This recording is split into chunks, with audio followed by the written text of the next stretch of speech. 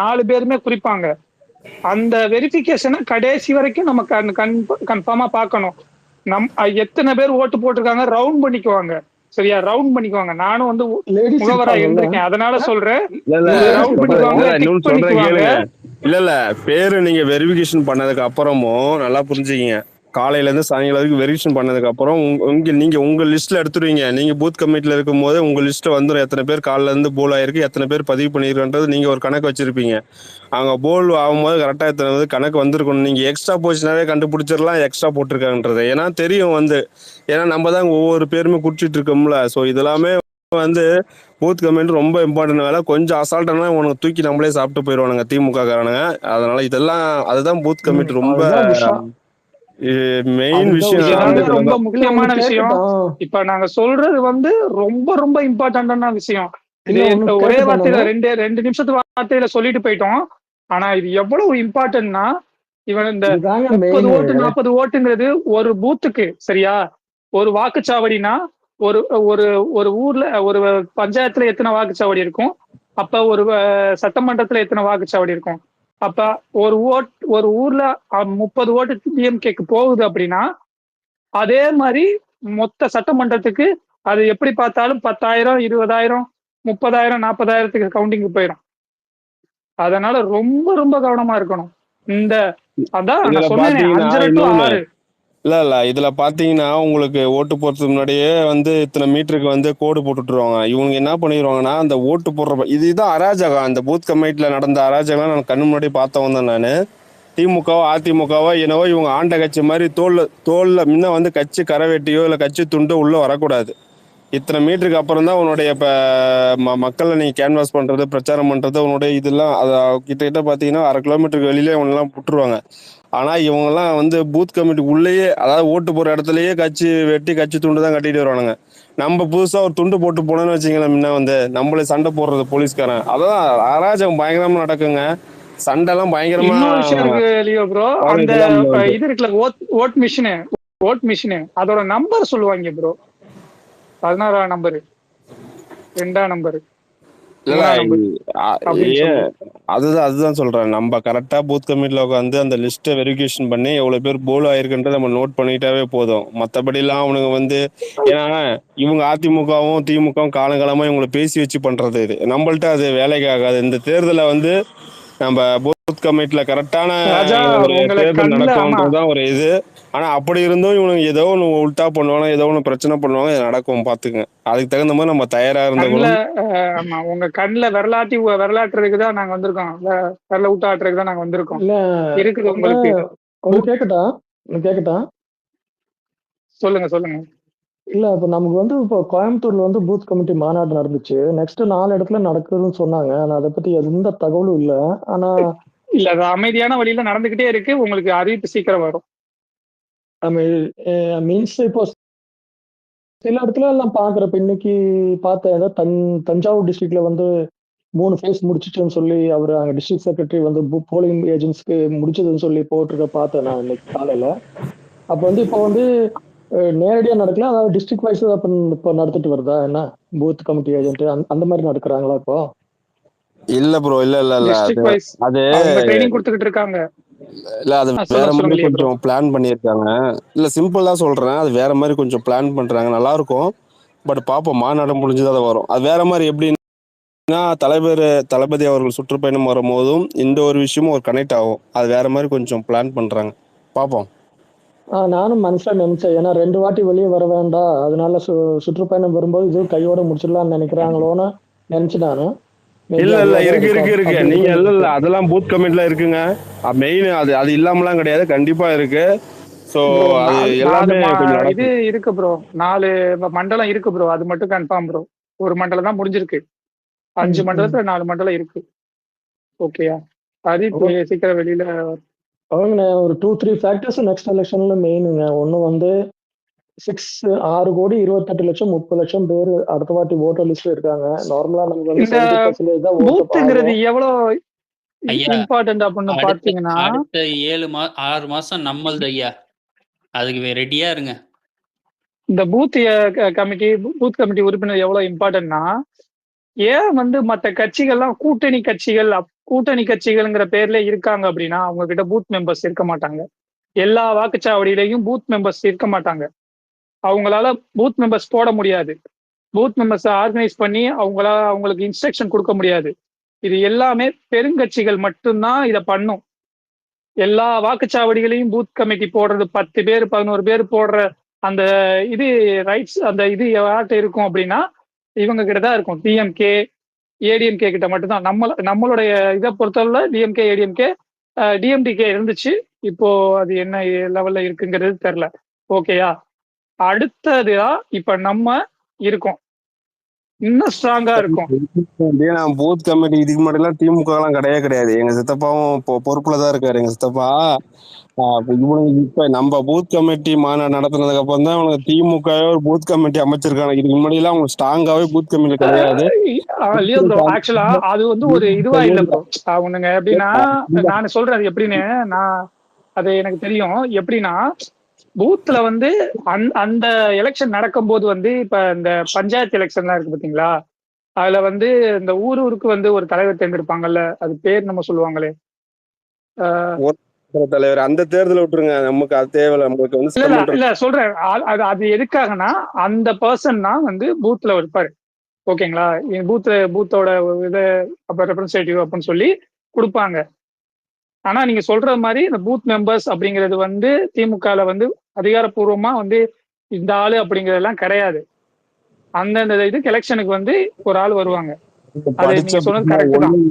கேளுங்க, திமுக என்ன பண்ணுவாங்கன்னா படிச்ச பசங்களை கூப்பிட்டு வந்துட்டு உனக்கு ஒரு பூத்துல உட்காந்துக்கோ, ஒரு நாள் ஃபுல்லா பாரு, கரெக்டா பாத்துக்கோன்னு சொல்லிட்டு அவனுக்கு ஒரு 1000 ரூபா 1500 ரூபா அன்னைக்கு காசு அவன் ஒரு வேலை செய்யற மாதிரி ஒரு கூலி கொடுத்துருவாங்க. இதுதான் காலகாலமா அவனுக்கு பண்ணிட்டு இருந்ததுதான் முன்ன வந்து. ஆனால் இப்ப நம்ம பண்ற பூத் கமிட்டி மாநாடு பார்த்ததுக்கு அப்புறம் தான் இவங்களுக்கு ஒரு பயம் வந்துருச்சு. இவங்க ஸ்ட்ராங் எந்த இடத்துல கரெக்டா ஸ்ட்ராங் பண்ணிட்டு இருக்கான்றதான் இப்ப அவர் போட்டாங்க. அப்படியே போட்டுமே பூத் கமிட்டி இவங்களால சரியான நிர்வாகிகள் நியமிக்க முடியல. இது உண்மை. இன்னமும் திணறாங்க. ஆனா நம்மள பார்த்து அவங்களை கேள்வி கேட்கறதுக்கு எந்த இருக்குதும் கிடையாது.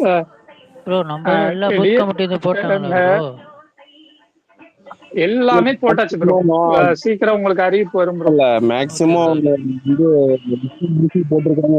இன்னும் கால்வாசி இது இருக்கு. பட் போட்டுருவாங்க.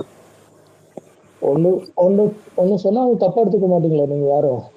ஏன்னா அது ஒரு பிளஸ், அது ஒரு பாயிண்ட் தான். அதனாலதான் சொல்றேன். நம்ம பாக்குறோம் நம்ம உள்ளுக்குள்ள இருக்கிற அந்த உள்கட்சி விவகாரம் இருக்குல்ல, அது மேக்சிமம் கொஞ்சம் வெளியே போகாம பார்த்தா அது இன்னும் கொஞ்சம் கூட இதா இருக்கும்னு நினைக்கிறேன். ஏன்னா ஒரு 2-3 days முன்னாடி ஒரு 2-3 நியூஸ் பார்த்தேன். தூத்துக்குடியில நினைக்கிறேன் அந்த யூடியூபிங் பொசிஷனுக்காக ஒரு 2 பேர் சண்டை போட்டிருக்காங்க, 3 பேர் சண்டை போட்டிருக்காங்க. ஒரு ஒண்ணு இருந்தா இது இருக்கும். இது வந்து இப்ப முடியுமானா இப்ப முடியாது. அது கொஞ்சம் காலம் ஆகும். அதாவது ஒரு 5 வருஷம் 6-7 வருஷம் ஆனதுக்கு குறையும். ஆனா இந்த மாதிரி நியூஸ் வரும்போது என்ன தெரியுமா, இதுக்குன்னே சொல்லி போடுறதுன்னு. இப்ப இன்னைக்கு காலையில விருதுநகர் டிஸ்ட்ரிக்ட்ல அங்க ஒரு பூத் லெவல் இதுல அந்த டிஸ்ட்ரிக்ட் செக்ரட்டரி அதுக்குள்ள அவங்களுக்குள்ள ஒரு சின்ன சலசலப்பா ஆச்சு. அது சொல்லி எல்லாருமே போயிட்டாங்கன்னு சொல்லி அந்த ஒரு நியூஸ். இப்படி இதெல்லாமே வந்து பார்க்கும்போது நமக்கு எதிராக வந்து நெகட்டிவிட்டி ஏற்கனவே இருக்கு. நாமளும் அவங்களுக்கு சேர்த்து கொடுக்குற மாதிரி இருக்குதா? அதனாலதான் நான் சொல்றது. இல்ல இது பாத்தீங்கன்னா நீங்க ஒண்ணு கவனிங்க ப்ரோ. இது வரைக்கும் நாம் தமிழரா இருக்கட்டும், மற்ற எல்லா கட்சிகள் இதே ஒரு நிமிஷம் பாண்டி, ஒரு நிமிஷம். லியோ ப்ரோ, எனக்கு ஒரு ரெக்வஸ்ட் வந்திருக்கு. ஆனா வந்து அதை என்னால அக்செப்ட் பண்ணவே முடியல. வருதான்னு சொல்லிட்டு யாருன்னு பாருங்க. இல்ல காமிக்கல. அவர் பேசிட்டு விடுங்க. அவரு பாண்டி ப்ரோ பேசுங்க. அதான் மெயின் என்னன்னா, இது வந்து எத்தனையோ கட்சிகளுக்கு இது வந்திருக்கு.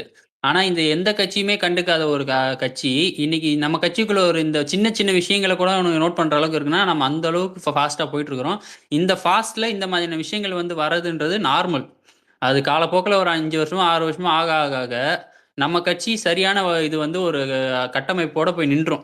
ஏற்கனவே நம்ம போயிட்டு இருக்கோம். அதுல குட்டி அழுக்கு தான் இருக்கு. அந்த அழுக்குலாம் பாத்தீங்கன்னா இந்த 99.9% வைரஸ்ல 1% வைரஸ் தப்பிக்கும் பாருங்க. அந்த மாதிரி தப்பிச்சிட்டு இருக்கு. அது மாட்டும் சீக்கிரம், கவலைப்படாதீங்க. இதெல்லாம் நம்ம நல்லபடியா முடிஞ்சு வந்தா ஓகே. அதுதான் ஒரே ஒரு வேண்டுகோள் மாதிரி இருக்குது. எல்லாமே நல்ல இந்த மாநாட்டுக்கு அவர் மேல ஸ்பீக்கர்லன்னு சொல்லுவாரு. நீங்க நினைக்கிற மாதிரி எடுத்தோடனே டக்குன்னு நம்ம கட்சி ஆரம்பிச்சு இவ்வளவு பெரிய கட்டமைப்பு அமைச்சது எவ்வளவு பெரிய விஷயம் தெரியுமா? எனக்கு தெரியும். நீங்க சாதாரணமாலாம் வந்து மாவட்ட செயலர் போஸ்டிங் போட்டு அடுத்தது இல்லைன்னா மாவட்டத்துக்கு கீழே ஒன்றியத்துக்கு கீழே எல்லாமே போடுறதெல்லாம் நீங்க சாதாரண விஷயம் கிடையாதுங்க. இந்த அளவுக்கு நம்ம வந்து வேகமா ஒவ்வொரு விஷயம் பார்த்து பார்த்து பண்ணி போஸ்டிங் போட்டு கட்டமைப்பு பண்ணி பண்ணதே எவ்வளவு பெரிய விஷயம். இன்னும் வரக்கூடிய நாட்கள்ல நம்ம அடுத்த இல்ல நீங்க போய் வரக்கூடிய அதுல இன்னொன்னு மெயினா குறிக்கையால கவனிக்கணும்னா, நம்ம கொடுத்தவங்க எல்லாருமே ஆசைப்படாதவங்க. நம்ம அண்ணனுக்காக நிக்கணும்னு நினைக்கிறவங்க. இந்த ஆசைப்படுறவனுங்க, இந்த பேராசைப்படுறவனுங்க தான் இங்க வந்துங்கன்னு சண்டை போடுறது. அவனுங்கலாம் ஆட்டோமேட்டிக்கா கலைஞ்சிருவானுங்க. அவனுங்க நமக்கு இப்போ குடுக்கலன்றதுக்காக ஓட்டு போட மாட்டான். அதனால அவனுக்கு திரும்பி கூப்பிட்டு அவனுக்கு சமாதானம் பேசினாலும் நமக்காக இருப்பானா? இல்ல. இவன் ஆட்கள்லாம் போறது பெட்ரு. இல்லங்க ஒரு டவுட் கேட்கட்டா? ஜஸ்ட் ஒரு டவுட். தூத்துக்குடியில என்ன ஆச்சுங்க? இன்னும் டிஸ்ட்ரிக்ட் செக்ரட்டரி இதாம இருக்கு. என்ன அது? மாநாடுக்கு முன்னாடி வந்துடும் நண்பா. ஒரே வார்த்தை, மாநாடு நல்ல விஷயம்தான். மாநாடுக்கு முன்னாடி வந்துடும். ஸோ அதில் பற்றி நம்ம யாருக்கு எந்த டவுட்டும் வேணாம். மாநாடுக்கு முன்னாடி அறிவிப்பு வந்துடும். அது கண்டிப்பாக உங்களுக்கு இருக்கு. தலைவர் சுற்றுப்பயணம் போகும்போது உங்களுக்கு இந்த நமக்கு இருக்கிற டவுட்ஸ் நம்ம இதெல்லாம் ஏன் இன்னும் நடக்கல அப்படின்னு நீங்க எந்த ஒரு இதுவும் உங்களுக்கு இருக்காது ப்ரோ. எல்லாம் கிளியர் ஆயிடும். பேசாம எதுவும் நடக்காது. அவர் பேசினா மொத்தம் இந்தியாவே கேட்குது. அவர் பேசாம எதுவும் நடக்காது. அது மட்டும் உறுதியா சொல்றேன். அவர் பேச இன்னொரு விஷயம் அதான் சொல்றேன். இன்னொரு விஷயம் நுட்பமா ஆழமா அரசியல்ல நீங்க வந்து கவனிக்கணும். ரொம்ப நுட்பமா நீங்க வந்து நம்மளே ஒரு சில பதிவு போடுறோம். ஆனா இதுக்கு வாய்ஸ் கொடுங்க, இதுக்கு போராடுங்க, அதுக்கு அறிக்கை கொடுங்க. ஸோ ஒரு தலைவர் வந்து எல்லா விஷயத்துக்குமே வந்து இறங்கி பேசணும், இதுக்கு அறிக்கை கொடுக்கணும் தான் கிடையாது. 2ஆம் கட்ட தலைவர் இருக்காங்க, அதையும் சார்ந்த 3ஆம் கட்ட தலைவர் நம்ம கட்சியில் இருக்காங்க. ஸோ எல்லா விஷயமும் எல்லா பிரச்சனைகளும் மேடையில் பேசிட்டு தான் இருக்காங்க. பேசணும்லாம் கிடையாது. இன்னைக்கு கூட பாருங்க, ஸோ இந்த ஆணவ படுகொலை நடந்த விஷயங்கள், அதாவது இவங்க திமுக கேட்குற கேள்வி நம்மளுக்கு என்னவோ நம்ம ஏதோ ஆட்சியில் உட்காந்துக்கிட்டு நம்ம எதுவும் பண்ணாத மாதிரி கேட்குறாங்க. இந்த கேள்வியை அப்படியே உன் கண்ணை பார்த்து நீ கேட்டுக்கோ. ஏன்னா ஆளும் கட்சி திமுக அரசு தான் இதற்கு பதில் அவங்க சொல்ல வேண்டிய இடத்துல அவங்க சொல்ல வேண்டிய கடமையில இருக்காங்க. இதெல்லாம் விட்டுவிட்டு ஏன் விஜய் இதுக்கே அறிக்கை கொடுக்கலன்னு இப்படி தற்குறித்தனமா கோமட்டத்தனமா ஒரு கூட்டம் பேசிட்டு வரும். அதுக்கெல்லாம் நீங்க ரியாக்ட்லாம் பண்ண வேணாம். தலைவருக்கு தெரியும் எந்த இடத்துல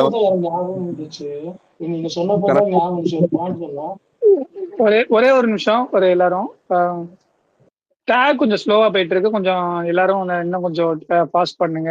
எல்லாரும் வந்து ஒரு ஆளுக்கு வந்து ஒரு 10 டேக்காவது போடுங்க. 10 ஏதாவது போடுங்க, போஸ்டாவது போடுங்க. அது அபிஷியல் டேக். லியோதாஸ் பிரதர், உங்களுக்கு ஒரு வாட்ஸ்அப்ல ஒரு மெசேஜ் பண்ணிருக்கேன். அதை பார்த்துட்டு எனக்கு அப்புறமா வாங்க. ஓகே தீனா, நான் டேக் போட போறேன். நான் கொஞ்சம் ஒர்க் இருக்கு, அதையும் பார்த்துட்டு நான் டேக் போட்டுட்டு இருக்கிறேன். நான் போயிட்டு வரேன் லியோ ப்ரோ.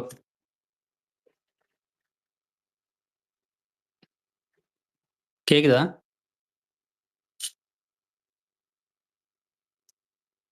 தீனா கேக்குதா? தீனா கேக்குதுப்பா. ஓகே சரி, நான் டேக் போட்டுட்டு இருக்கிறேன்.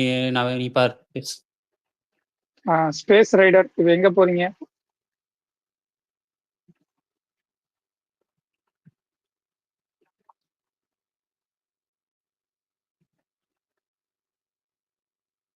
முகில் வந்திருக்கான் பாருங்க.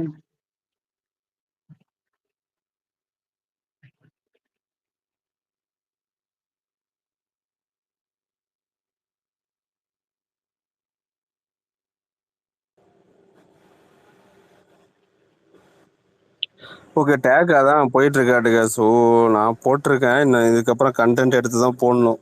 போடுங்க. உங்களால் ஒவ்வொருத்தரும் மினிமம் 4-5 கண்டென்ட்டை டேக் போட்டாவே போதும். ஹலோ, இது எனக்கும் தெரியாது தலைவர் இப்ப அறிக்கை வரும் அப்படின்னு சொல்லிட்டு. அதனால கண்டென்ட் கிளியர் கண்டென்ட் வேணும்.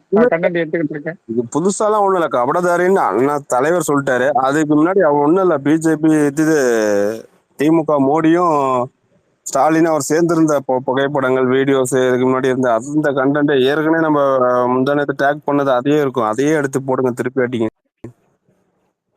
அப்படிங்கிறீங்க? Sir right. நம்மளால தாக்கு பிடிக்க முடியலடாப்பா சாமி. ஆனா நல்லா இருக்கு இந்த கேம், இந்த ஆட்டம். 2026 ஒரு களம்ன்றது ஒரு புத்துணர்ச்சியாவும் ஒரு என்ன சொல்றது ஒரு விவேகமாவும் எங்களுக்கு இருக்கு. நீ மோனை என்னெல்லாம் பண்றியோ திரும்ப உங்களுக்கு ட்ரிபிளா கொடுப்பன்ற மாதிரிதான். நீ எங்க பசங்களை சமாளிக்க எலெக்ஷன் வந்து தமிழ்நாட்டுல நடந்திருக்க மாட்டாது. அதான் வந்து உட்கார்ந்து வெறும் பொய்கள் பரப்புரைகள்ன்றது வந்து ஒரு காலகட்டத்துல வந்து அவங்களுக்கே மூஞ்சில் அடிச்ச மாதிரி ஆயிரும். அது அவங்களுக்கே பேக் ஃபயர் ஆயிருன்றது இன்னும் தெரியல இந்த கோமுட்டைங்களுக்கு. எழுதுனேன் எவ்வளவுதான் எழுதுறீங்களோ நீங்க எழுதுங்கள பாக்குறோம். நாங்க மக்களை நோக்கி பயணிப்போம், மக்கள் நாங்க சந்திச்சு பேசிட்டு இருப்போம். நீ பேச வேண்டிய நீ பேசுறானோ அந்த அளவுக்கு நம்மளுடைய வளர்ச்சி இருக்கு. அதான் சொல்றேன்ல நான். இவங்க பேசணும் தான் நினைக்கிறேன் நான். இவங்க பேசுறது எல்லாமே பார்த்துட்டு தான் இருக்காங்க. இந்த சோசியல் மீடியால இருக்காங்க எல்லாருமே பார்த்துட்டு தான் இருக்காங்க. இவங்களுடைய அஜெண்டா எப்படி செட் பண்றது, நெரட்டிவ் செட் பண்றது, என்னவோ இவங்களெல்லாம் உத்தமர் மாதிரி பேசுறது, உடனே தாவேக்கா பெண்ல இருந்து விலகி போனவங்க வைஷ்ணவி தாக்கி பேசுறத மாதிரி உத்தமர்ல. ஆனா உலக மகா நல்லவங்க மாதிரி இவங்கெல்லாம் பேசுவாங்க. இவங்கள மாதிரி ஒரு கேடுகட்ட கூட்டத்தை நான் பார்த்ததும் கிடையாது. இது களத்துலயும் சரி, இங்க ஆன்லைன்லயும் சரி. இந்த மாதிரி கூட்டத்துக்கெல்லாம் வந்து ரொம்ப எல்லாத்துக்கும் பதிலாம் சொல்லாதீங்க. போய் இறங்கி போய் அவனை அடிக்காதீங்க. டேட்டா எடுத்து அவனை கேள்வி கேளுங்க, முடிஞ்சு போச்சு. இல்லையா ஸ்டாலினை டேக் பண்ணி கேளுங்க. தமிழ்நாட்டில் இவ்வளோ பிரச்சனை நடந்துட்டு இருக்கு, இதுக்கு பதில் இருக்கான்னு அவன் பிடிச்சி கேளுங்க. இந்த நாயெல்லாம் யார்? இவங்கெல்லாம் திமுக கட்சி சார்ந்தவர்களா கிடையாது. கொடுக்குற காசுக்காக வேலை பார்க்க வந்திருக்கானுங்க, அவ்வளோதான். நாளைக்கு ஸ்டாலினே உனக்கு தூக்கி போட்டு அடிப்பாங்க. அந்த மாதிரி நிலைமையில தான் இவனுங்க இருக்கிறானுங்க. முன்ன ஒழிஞ்சு கொள்கையை பிடிச்சி போயோ இல்லை வந்து திமுக தலைவர்கள் பிடிச்சி போயோ அந்த கட்சியில் திமுக ஐடி இங்கே கிடையாது. காசு நமக்கு வருது, வருமானம் வருது, அவ்வளோதான். நாளைக்கு எவன் காசு இதை விட அதிகமாக அவங்களுக்கு வேணா அங்கே மாறிடுவானுங்க. அப்படி நம்மலாம் அப்படி கிடையாது. அண்ணனுக்கு உண்மையா விசுவாசமா நம்ம என்னைக்குமே தோல்வியோ வெற்றியோ கூட நிற்கிறவங்க நம்ம. ஸோ இந்த படை தான் என்றைக்குமே வந்து வீழ்த்துறதுலாம் சாதாரண விஷயம்லாம் கிடையாது. இன்னும் வரக்கூடிய நாட்களை இன்னும் ஸ்ட்ராங் ஆகும். அவனுக்கு எந்த அளவுக்கு பண்ணுறாங்களோ அந்த அளவுக்கு நம்ம திரும்ப அடி வாங்கிட்டே தான் இருப்பானுங்க அவனுங்க. ஆனால் அவன் ட்ரிகர் பண்ணுற மாதிரி ஒரு போடுற மாதிரி தான் நீங்கள் தயவுசெய்து அதில் போய் இது போய் கமாண்டில் கிடைக்காது. சில கமாண்ட்லாம் பார்த்தா உங்களுக்கே தெரியும், இது வேணும்னே அவன் பரப்புறான்னு. அதெல்லாம் தள்ளிவிட்டு போயிட்டே இருங்க. நீங்கள் ரீப்ளை பண்ண வேண்டிய அவசியமே இல்லை.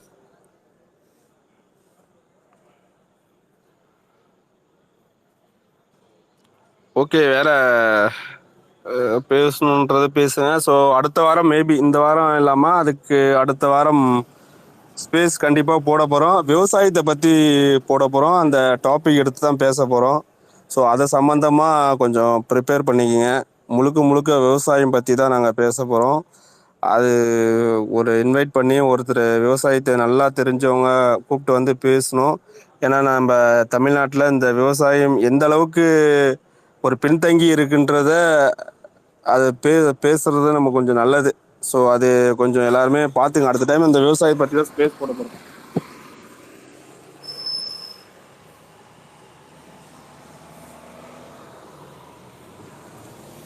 கேக்குதா பேசுறது இல்லை வந்து கேட்கலையா? ஹலோ. ஒரு காலத்துல தஞ்சை வந்து நெற்களஞ்சியம், தஞ்சைனாலே வந்து விவசாய பூமி அப்படின்னு இருந்தது. இப்ப வந்து தஞ்சை வந்து பெரிய கோயில், அதை மட்டும்தான் நம்மளால வந்து அடையாளப்படுத்த முடியுதே தவிர விவசாயங்கிறது வந்து எங்க போச்சுங்கிறது தெரியல. டெல்டானாலே தஞ்சை. ஒரு 4 மாசத்துக்கு நினைக்கிறேன், ஒரு 6 மாசம் இருக்கும். நான் ஒரு வீடியோ போட்டிருப்பேன். அது கள்ளக்குறிச்சி நடந்த சம்பவம் தான். அதாவது பார்த்தீங்கன்னா அரசு துறையில கட்டிடம் கட்டப்பட்ட வந்து இந்த நெல் மூட்டை மக்காசோளம் எல்லாமே வந்து மழையில நிலையாம அரசு பாதுகாப்புல ஒன்று கட்டி கொடுத்த கட்டிடம்ல வந்து வச்சாங்க. அதையே தண்ணி மழை பெஞ்சு ஒழுங்கா கட்டி கொடுக்காம மழை பெஞ்சு இருக்கிற பயிர்ல இருந்து நெல்லுல இருந்து மக்காசோளத்துல இருந்து எல்லாம் நாசமாயிருச்சு. இவங்களுடைய எதுல ஊழல் இல்லை, கை வச்சா எல்லாத்துலயும் ஊழல் பண்ணி வச்சிருக்கானுங்க. அந்த மாதிரி அரசு தான் திமுக அரசு. ஸோ விவசாயன்றது நம்ம கண்டிப்பா இம்பார்ட்டன்ட் கொடுக்கணும். வரக்கூடிய நாட்கள்ல வேற யாராவது ஸ்பேஸ் போட்டீங்கன்னா கண்டிப்பா சொல்லுங்க, விவசாயத்தை பத்தி பேசுவோம். அதுல இப்ப எவ்வளோ பிரச்சனைகள் அவங்களுக்குள்ள போயிட்டு இருக்குன்றது தெரியும். நிறைய பேர் இன்னைக்கு விவசாயம் பண்ண முடியாம நிலத்தை வித்துட்டு போயிட்டு இருக்காங்க. இதெல்லாம் எங்க கொண்டு போய் முடிய போகுதுன்றது எனக்கும் தெரியல. ஸோ இருக்கிற மிச்சம் மீதியாவது இன்னும் அடுத்த வரக்கூடிய சந்ததிகளுக்கு நம்ம விவசாயத்தை வந்து பாதுகாக்கணும். அதை நம்ம கண்டிப்பா நம்ம எடுத்து அதை பேசுவோம். கொஞ்சம் அந்த தலைப்புல எல்லாருமே பேசுங்க. நம்ம ஏன்னா ஒண்ணு கட்சி இல்லைன்னா ரெண்டாவது இவனுங்க இந்த திமுக சார்ந்தே போயிட்டு இருக்கு. ஒவ்வொரு துறையுமே எடுத்து பேசுனா அது நல்லா இருக்கும். எனக்கு அந்த டைம் கிடைக்க மாட்டேது.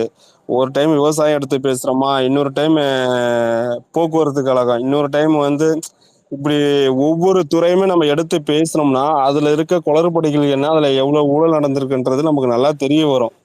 நம்ம ஜென்ரலாவே ஒரு விஷயத்த எல்லாமே நம்ம பேசிட்டு போயிட்டு இருக்கோம். ஒவ்வொரு துறையுமே நம்ம எடுத்து பேசணும். அப்பதான் தெரியும் அதுல இருக்க என்ன ஊழல் நடந்திருக்குன்றது. ஸோ இது வரக்கூடிய நாட்கள்ல கொஞ்சம் ஸ்பேஸ் போடும் போது இதெல்லாம் போடுங்க, அப்பதான் கொஞ்சம் நல்லா இருக்கும். இந்த புத்தக வாசிப்பு அதனால நிறைய தோழர்கள் நம்ம நிறைய டாபிக்ல பேசுறாங்க. இன்னொரு டீம் 2-3 டீம் பாத்தீங்கன்னா அன்றாட அரசியல் திமுக பண்ணக்கூடிய அயோக்கியத்தனத்தை எக்ஸ்போஸ் பண்ணிட்டு இருக்காங்க. ஸோ அது அழகா ஒரு பக்கம் போயிட்டு இருக்கு. இந்த மாதிரி ஒவ்வொருத்தருமே அழகா ஸ்பேஸ் போட்டு ஒவ்வொரு துறையுமே பேசணும்னா இன்னும் சூப்பரா இருக்கும்.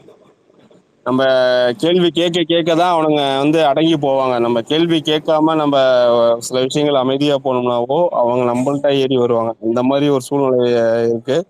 எதிர்கட்சின்றது இப்போதைக்கு நம்ம தான். ஸோ அது எந்த ஒரு மாற்றம் கருத்த கூடியது. மிக விரைவில் 2026 நமக்கான ஆட்சி கண்டிப்பா. அதில் எந்த ஒரு மாற்றம் கருத்து. உங்களுடைய ஒவ்வொருத்தருமே நீங்க அந்த நம்பிக்கையை நம்பணும். ஜெயிப்புன்றது உங்களுக்கு சந்தேகன்றது ஒரு இடத்துல கூட வரக்கூடாது. எந்த அளவுக்கு உங்களுடைய களத்துல உழைப்புன்றது இருக்குன்றது தான் நீங்க தான் அதை நிரூபிக்கணும். மக்களை நீங்க போய் சந்திங்க, மக்கள்கிட்ட பேசுங்க, தொடர்ந்து பேசிட்டே இருங்க. எந்த அளவுக்கு பேச முடியுமோ அந்த அளவுக்கு பேசுங்க. இன்னையில இருந்து ஒவ்வொருத்தருமே ஒரு 10 பேர் உங்களால முடிஞ்சதை கன்வெர்ட் பண்ணுங்க. நீங்க ஒரு டார்கெட் வச்சுக்கிங்க. ஒரு நாளைக்கு நீங்க 10 பேர் பேசுறோமா, அந்த இடத்துல ஒரு அரசியலோ நண்பர்கள்ட்டையோ பேசி எங்களுக்கு ஆதரவு கொடுங்க. பேசுறதுனால இதெல்லாம் தப்பே கிடையாது. அரசியல் அந்த இடத்துல தான் நம்ம பேசணும். முன்ன வந்து அப்பதான் நம்மளுக்கு அவங்கள்ட்ட இருந்து என்ன நம்மள்ட்ட இருந்து அவங்க என்ன எதிர்பார்க்கறாங்க, அவங்க என்ன எதிர்பார்க்கறாங்க நம்மள்ட்டன்றது தெரிஞ்சுக்க முடியும். ஏன்னா ஒவ்வொருத்தருமே நான் இங்க இருந்து என்னால டெய்லியும் பேசும்போது நான் இதுதான் பண்ணேன்.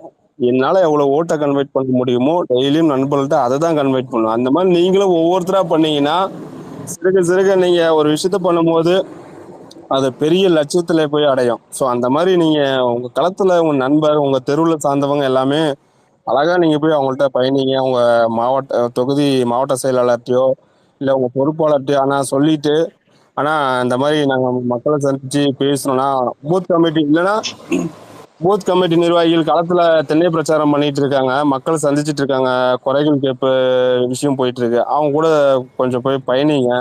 பயணிச்சீங்கன்னா மக்கள் என்ன சொல்றாங்க, என்ன பேசுறாங்க, என்ன எதிர்பார்க்கறாங்கன்றது கொஞ்சம் உங்களுக்கும் தெரியும். உங்களுக்கும் ஒரு அனுபவம் கிடைக்கும். அந்த அனுபவத்தை வந்து இங்க வந்து குரூப்ல நீங்க ஷேர் பண்ணுங்க. ஸ்பேஸ்ல மற்ற ஸ்பேஸ்லயும் ஷேர் பண்ணா நல்லா இருக்கும். ஏன்னா நீங்க மக்கள்ல தான் நீங்க அதிகமா பயணிக்கிற மாதிரி இருக்கணும். அதுதான் நமக்கு வெற்றியை தேடித்தரும். இங்க இருந்து எல்லாம் நமக்கு வந்து வெற்றின்றது ஒரு ஒரு ஒரு குறிப்பிட்ட பர்சன்டேஜ் தான். நீ எந்த அளவுக்கு மக்கள்கிட்ட பயணிக்கிறீங்களோ அதுதான் நமக்கு வந்து முழு வெற்றியை தேடித்தரும். ஸோ அப்படி பயணிங்க. அடுத்த டைம் ஸ்பேஸ் போடும்போது கண்டிப்பா விவசாயம் சார்ந்த விஷயங்கள் நம்ம பேசுவோம். விவசாயத்துல எவ்வளோ நல்லது இருக்கு, அதுல எவ்வளவு கெட்டது இருக்கு. இயற்கை விவசாயம் என்ன, செயற்கை வந்து முழுக்க முழுக்க செயற்கை ஒரு மருந்து கொண்டாந்து விவசாயத்தை அழிச்சிட்டு இருக்காங்க. இந்த கார்பரேட் கம்பெனிக்காரங்க ஃபுல்லா வந்து இதெல்லாம் இதை பற்றிலாம் நிறைய பேசணும். இந்த உணவு சார்ந்த விஷயங்கள்லாம் பேசணும். இன்னைக்கு நம்மளுடைய ஒரு மனிதன் வாழ்வுன்றது பார்த்தீங்கன்னா 50 வயசு 55 வயசு தான் மினிமம் இருக்கு. ஏன் அந்த காலத்துல எல்லாருமே 90-95 வயசுல வாழ்ந்தாங்க? அந்த காலத்துல எப்படி ஒரு ஆரோக்கியமான உணவு சத்தான உணவு சாப்பிட்டாங்கன்றது யோசிங்க. இன்னும் வரக்கூடிய நாட்கள்ல நம்மளுடைய குழந்தைகள் எல்லாம் எப்படி வளர போறாங்க, எப்படி ஒரு உணவு ஆரோக்கியமா கொடுக்க போறோம், இதை பத்தி தான் கொஞ்சம் உங்களுக்கு டீட்டெயில் தெரிஞ்சதுன்னா அடுத்த ஸ்பேஸ்ல கண்டிப்பா நம்ம அதுதான் விவசாயத்தை பத்தி தான் பேச போறோம். ஸோ அதை ஷேர் பண்ணிட்டு வாங்க. ஸ்பேஸ் இதோட நான் எண்டு பண்ணிடுறேன். மீண்டும் அடுத்த வாரம் சந்திப்போம் எல்லாருக்கும். ஓகேவா? ஸ்பேஸ் மீண்டும் அடுத்த வாரத்தோட விவசாயன்றத ஒரு டாபிக் சந்திப்போம் எல்லாருமே. ஆமா, விவசாயத்தை பத்தி ஒரு ஸ்பேஸ் போட்டு பேசத்தான் கரெக்டா இருக்கும். எங்க தாத்தா சொன்னதுதான் எனக்கு ஞாபகம் வருது. அந்த காலத்துல உலகம் போது உழவு பண்றது முன்னாடி டிராக்டர்லாம் இல்ல, மாடு மேய்ச்சுதான் அந்த இது காளை மாடு வச்சுதான் உழுவாங்க. அப்ப வந்து கழனி தண்ணின்னு சொல்லுவாங்க. கழனி தண்ணின்னா ஒண்ணு இல்ல, நம்ம வடிச்ச தண்ணி இருக்குல்ல சாப்பிட்டுட்டு அந்த தண்ணியத்தான் வந்து குடிச்சிட்டு அவர் வந்து உழுவாராம். அவர் வந்து 2 வயல உழுதுருவாராம். மதிய சாப்பாட்டுக்குள்ள 2 வயல உழுதுருவாராம். முழுசா 2 வயல உழுதுட்டு அதுக்கப்புறம் தான் சாப்பிடுவாராம். முழு ஆரோக்கியமா வாழ்ந்த காலம் விவசாயிகள் இருந்த காலம். இயற்கையா வாழ்ந்திருக்காங்க, இயற்கையோட சேர்ந்து வாழ்ந்திருக்காங்க.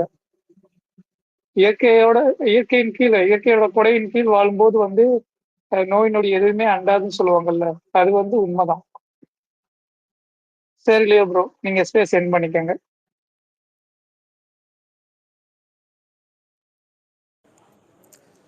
ஓகே, மீண்டும் அடுத்த வாரம் சந்திப்போம். ஸோ எல்லாருமே பேசுங்க, நான் அதுதான் ஆசைப்படுறேன். லிசனர்ஸராக இருக்கிறவங்களும் நீங்களும் அரசியல் பேசணும், உங்களுடைய கருத்துக்கள் பதிவு பண்ணுங்க. திரும்ப திரும்ப சொல்கிறேன், நம்மளே தான் மோட்டிவ் பண்ணிகிட்டே இருக்கணும். நம்ம எல்லாருமே பேசணும். நீங்கள் எவ்வளோ நாளைக்கு தான் இன்னமும் கீழே இருந்து சில பேர் கேட்டுட்டு இருப்பீங்கன்றது கிடையாது. நிறைய பேர் ஒவ்வொருத்தருமே இப்படி அரசியல் பேசவோ இல்லை உங்களுடைய கருத்துக்கள் பதிவு பண்ணினா தான் அவனுங்க இன்னும் திமுக பதில் சொல்ல முடியாமல் திணறி போவார்கள். ஸோ நீங்கள் எல்லாருமே இன்னும் அடுத்த டைம் பார்க்கும்போது எல்லாருமே ஸ்பீக்கருக்கு வரணும், உங்களுடைய கருத்துக்கள் அது கேட்கணும், மற்றவர்கள் கேட்கணும். அதுதான் என்னுடைய ஆசை. ஸோ இந்த மாதிரி இதுதான் அரசியல்ன்றது. இன்னைக்கு பாருங்க, யோசிச்சு பாருங்க, ரசிகராக இருந்து ஒரு நற்பணியமாகி மக்கள் இயக்கமாகி இன்னைக்கு ஒரு தொண்டனா மாற்றிருக்காருன்னா நம்ம தலைவன்றது எந்த அளவுக்கு நம்மளை பக்குவப்படுத்தியிருக்காருன்றதை பாருங்க. நீங்க எவ்வளோ இதையே நீங்க 2 வருஷத்துக்கு முன்னாடி நம்ம அரசியல்ன்றது இந்த ஒரு விஷயத்துலயும் நம்ம ஈடுபடல. ஆனால் களத்துல இருக்கிறவங்க வந்து அப்போ 15, 16, 17 வருஷம் முடிஞ்சு இன்னைக்கு 18ஆவது வருஷம் ஸ்டார்ட் ஆயிருக்கு.